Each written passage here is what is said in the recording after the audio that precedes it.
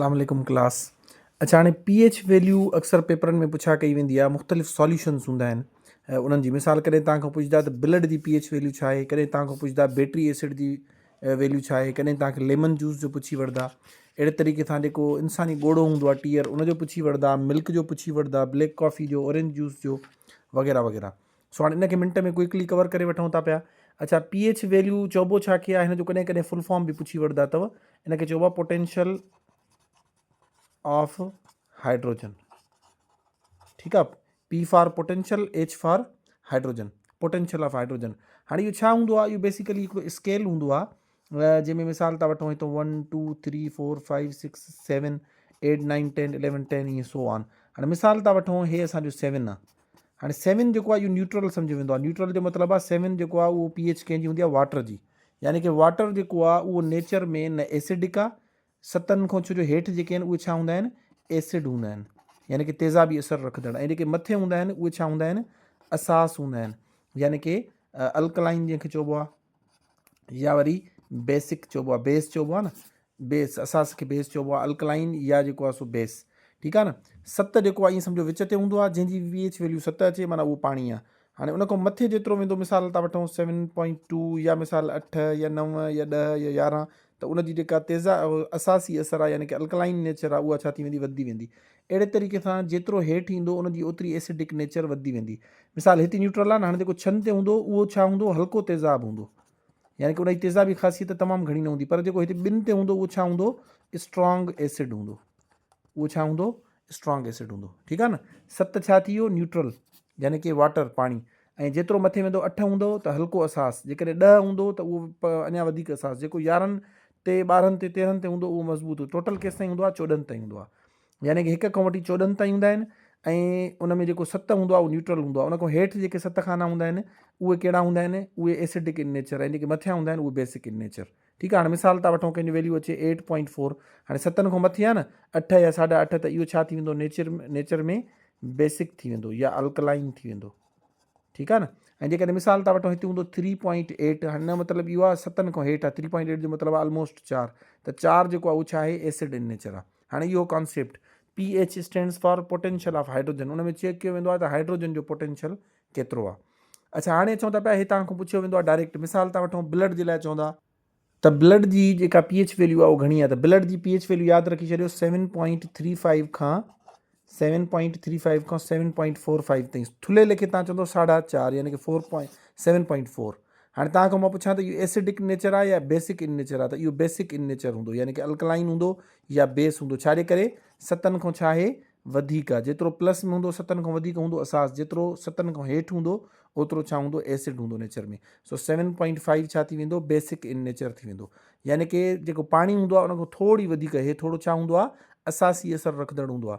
अच्छा इन्हनि जी निशानी छा आहे, जेके असास हूंदा आहिनि न इहे खटा हूंदा आहिनि।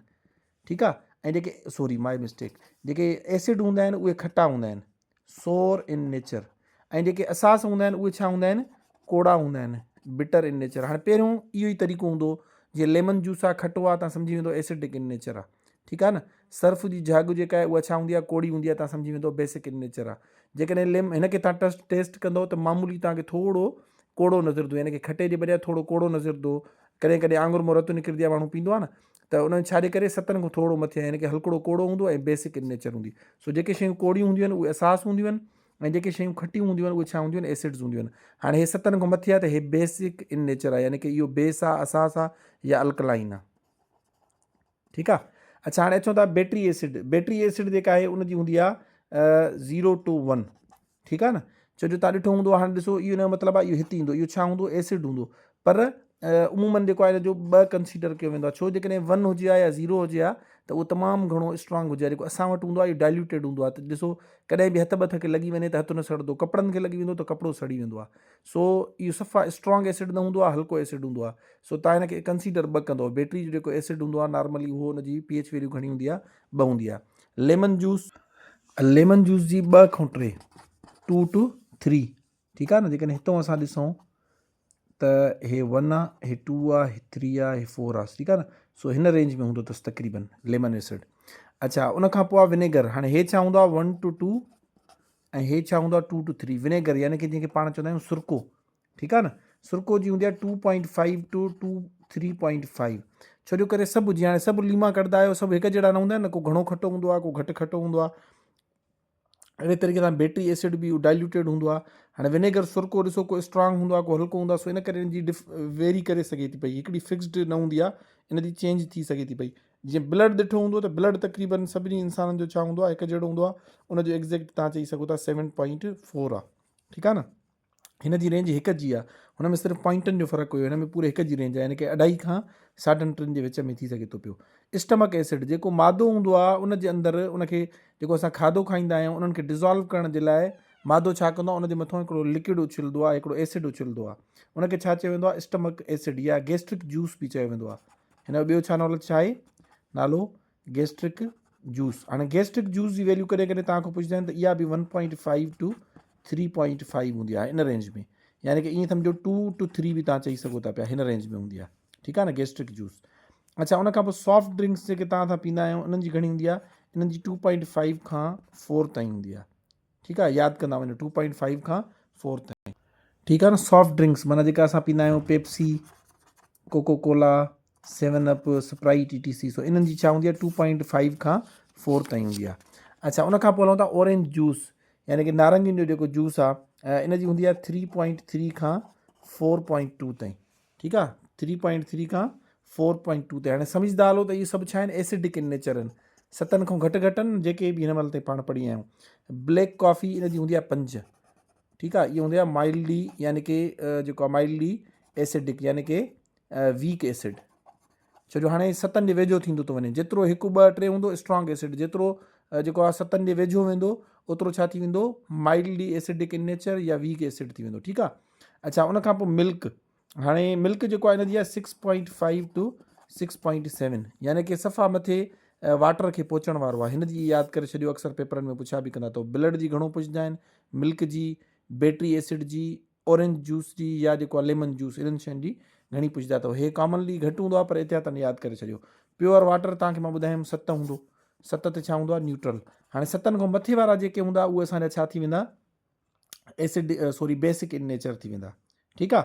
अच्छा, उन खां पोइ आहे स्लाइवा, हाणे 6.5 टू 7.5, हे आई थिंक जेको वात जे अंदरि जेको लिक्विड हूंदो आहे, जेके सोली सिंधी में पाण थुक चवंदा आहियूं, हे घणो करे उहो आहे। अच्छा, उन खां पोइ टीयर्स, यानी कि जेको ॻोढ़ो हूंदो आहे, अखियुनि जो ॻोढ़ो, हाणे इन जी हूंदी आहे 7.4, यानी कि स्लाइटली अल्कलाइन। ठीकु आहे, स्लाइटली अल्कलाइन, टीयर्स ॻोढ़ो। हाणे 7.4 कंहिंजी पहिरियों पढ़ी आयासीं, ब्लड जी बि इहा पढ़ी आयासीं। सो ब्लड जी ऐं ॻोढ़े जी जेका pH वैल्यू आहे उहा छा हूंदी आहे, ऑलमोस्ट सेम हूंदी आहे। ठीकु आहे। उन खां पोइ हूंदो आहे बाइल जूस, आई थिंक हे चइबो आहे जेको पितो हूंदो आहे असांजो, उहो जेको हिकिड़ो लिक्विड मोकिलींदो आहे खाधे खे हज़म करण जे लाइ, आई थिंक उनखे बाइल जूस चइबो आहे, वधीक मेडिकल वारनि खे ख़बर हूंदी। बहरहाल बाइल जूस जी बि जेको आहे pH वैल्यू पुछंदा अथव 7.6 टू तक़रीबन इहा हूंदी आहे 8.6, 7.6 टू 8.6, यानी कि हिक जो फ़र्क़ु इन में थी सघे थो पियो। हाणे अगेन इहो छा हूंदो, 7 खां मथे आहे त इहो छा हूंदो, basic in nature, basic in nature, यानी कि इहो असासी ख़ासियत रखंदड़ हूंदो। ठीकु आहे। अच्छा, सोप सॉल्यूशन, यानी कि जेको असां साबुण हूंदो आहे उनजी जेका झग ठाहींदा आहियूं या उनजो जेको सॉल्यूशन ठाहींदा आहियूं, इहो हूंदो आहे 9 खां 10। हाणे ॾिसो, जेतिरो मथे वेंदो ओतिरो वधीक कोड़ो ऐं ओतिरो वधीक असासी ख़ासियत रखंदड़ हूंदो। बेकिंग सोडा, हाणे जेको बेकिंग सोडा आई थिंक इस्तेमालु थींदो आहे केक में ऐं पापनि में, बिस्किट वग़ैरह में, केक पहिरियों घटि हूंदो आहे न, उनमें बेकिंग सोडा विझनि, उन सां उहो फूलिजी वेंदो आहे। हे जेके बि अहिड़े क़िस्म जूं शयूं हूंदियूं आहिनि बेकिंग में, उन्हनि जे लाइ इस्तेमालु थींदो आहे बेकिंग सोडा। ठीकु आहे न। सोडियम बाइकार्बोनेट, हिन जी जेको आहे सो हिन जो अदर वर्ड या केमिकल नेम छा आहे, सोडियम बाइकार्बोनेट, सोडियम बाइकार्बोनेट। हाणे इन जी pH वैल्यू छा हूंदी आहे, 8.5 खां 9 ताईं। हाणे हे तक़रीबन 15 जेके आहिनि मशहूरु एक्वियस सॉल्यूशन्स आहिनि जंहिंजी असांखां pH वैल्यू पुछा कई वेंदी आहे। pH वैल्यू तव्हांखे मां ॿुधायमि पोटेंशियल ऑफ हाइड्रोजन। ठीकु आहे न। हे तव्हांखे शेयर बि कयूं था या हिकु दफ़ो रिपीट करे वठूं था। ब्लड जी 7.3 खां 7.45 जी, बैटरी एसिड जी 1 टू 2 यादि करे छॾियोसि, 1 खां 2 जे विच में, लेमन जूस जी 2 खां 3 जे विच में, विनेगर जी 2.5 खां 3.5 जे विच में, स्टमक एसिड जेको यानी कि जंहिंखे पाण गैस्ट्रिक जूस बि चवंदा आहियूं, मादे जे अंदरि जेको हूंदो आहे, इन जी वरी घणनि जी हूंदी आहे, 1.5 खां 3.5 ताईं, ॿिनि जो फ़र्क़ु, या ॿिनि इन अदर वर्ड्स 2 खां 3 जे विच में। सॉफ्ट ड्रिंक्स जेके आहिनि उहे 2.5 खां 4 जे विच में हूंदियूं आहिनि। अच्छा, उन खां पोइ ऑरेंज जूस जेको आहे उहो 3.3 खां 4.2 ताईं, इहा इन्हनि जी रेंज हूंदी आहे। ब्लैक कॉफ़ी तक़रीबन मोस्टली जेको आहे 5 सवा 5 जे लॻभॻि हूंदी आहे। मिल्क जेको आहे खीर 6.5 खां 6.7 ताईं, 6.5 खां 6.7 ताईं, प्योर वाटर 7 ताईं, ऐं स्लाइवा जेको आहे 6.5 खां 7.5 ताईं। ॻोढ़ो जेको हूंदो आहे इन जी तक़रीबन ब्लड सां मिलंदड़ जुलंदड़ हूंदी आहे, यानी कि ऑलमोस्ट 7.4 हूंदी आहे। हाणे हिननि मां जेकॾहिं क्वेश्चन में सवाल अचे, पेपरनि में सवाल अचे त तव्हांजो इहो ज़ाया न थियणो खपे। पीएच वैल्यू जो फुल फॉर्म पुछी सघनि था, ऐं तव्हां खां जेको आहे घुमाए फिराए कुझु बि कॉन्सेप्ट बि क्लियर थी वियो, ऐं जेके 15 आम शयूं आहिनि जंहिंजो अक्सर पेपरनि में पुछियो वेंदो आहे। त हाणे पास पेपर खणी ॾिसो, हिन खां ॿाहिरि न हूंदो, वधि में वधि कोई हिकु अधु कोई ईअं ॿार आयल हुजे, मोस्टली इहे 14-15 ई आहिनि, इहे ई रिपीट थींदा रहंदा आहिनि, सो यादि करे छॾियो। Thank you so much.